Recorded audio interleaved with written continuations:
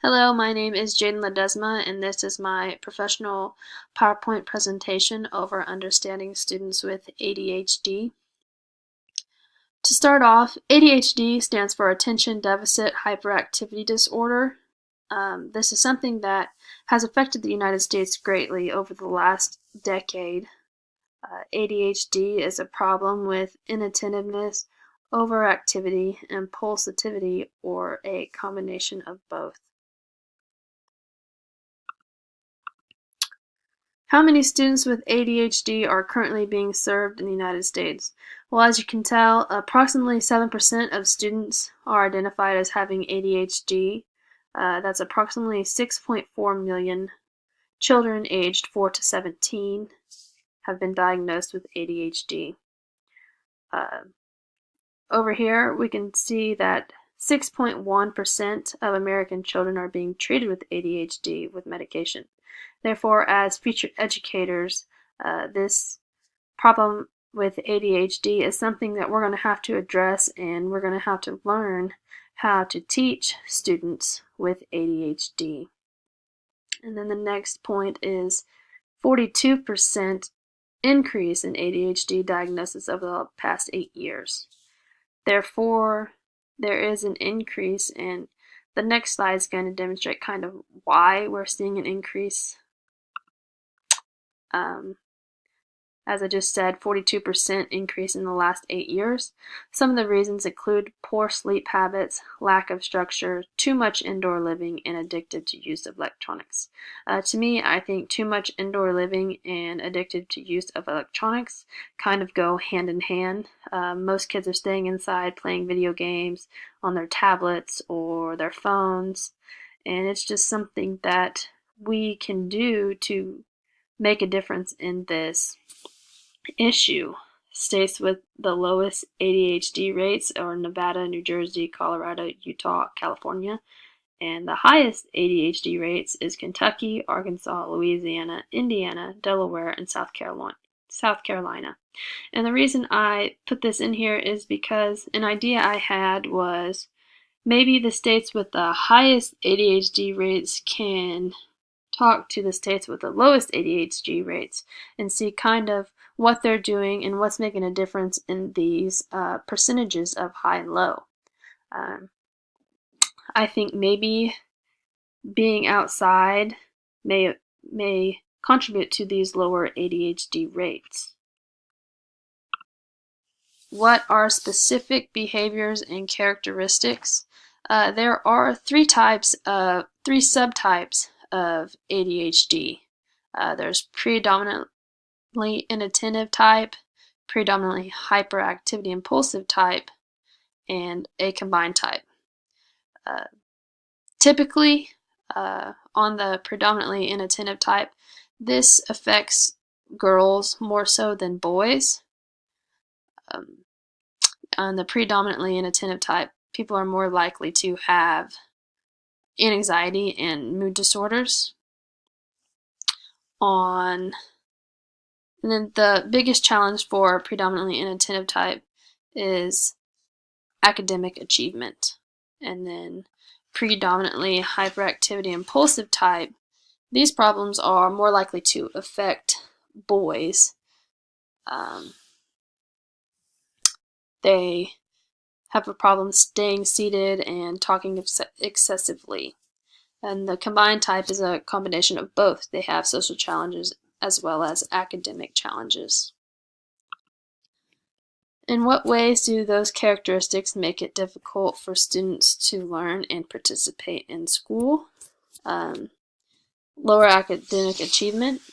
If you have anxiety, it is hard to pay attention to what you're being taught because you're worried about a million other things that are going on. Symptoms of inattention. Like I said, it's hard to pay attention to what your teachers are saying because school isn't what's on your mind at the time, and you can't really force your mind to think certain things at a certain time. It just happens. And then with ADHD, it causes lower vocabulary development, which is going to lead to lower reading scores if you can't read certain words.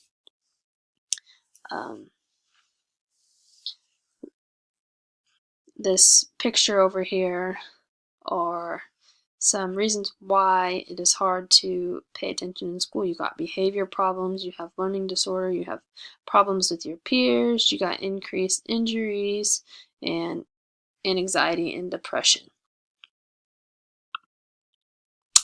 The next slide is, do all students with ADHD demonstrate the same characteristics or degree of behavior?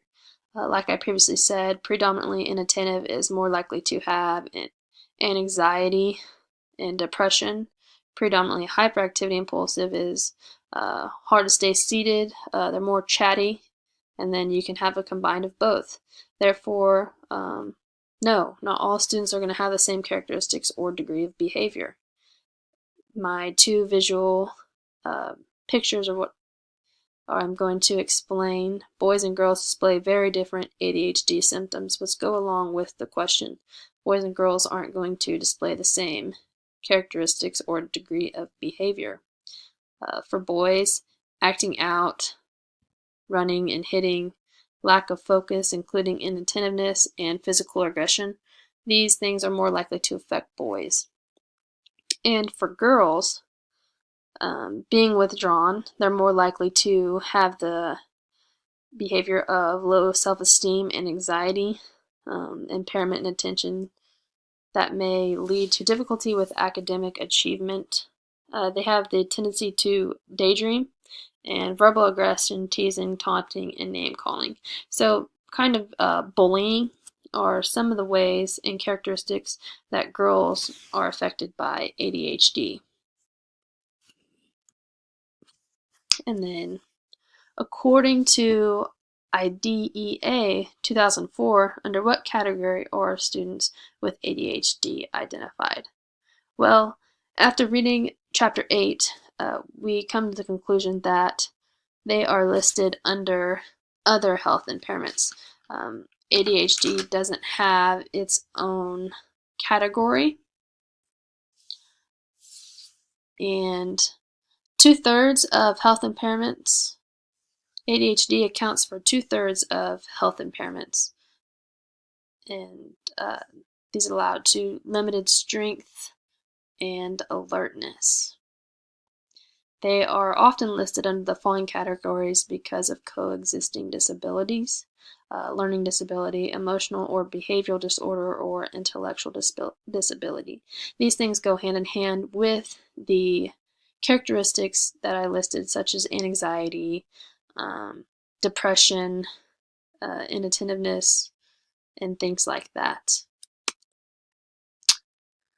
Discuss effective class-wide interventions for all students, especially for those who display characteristics of ADHD.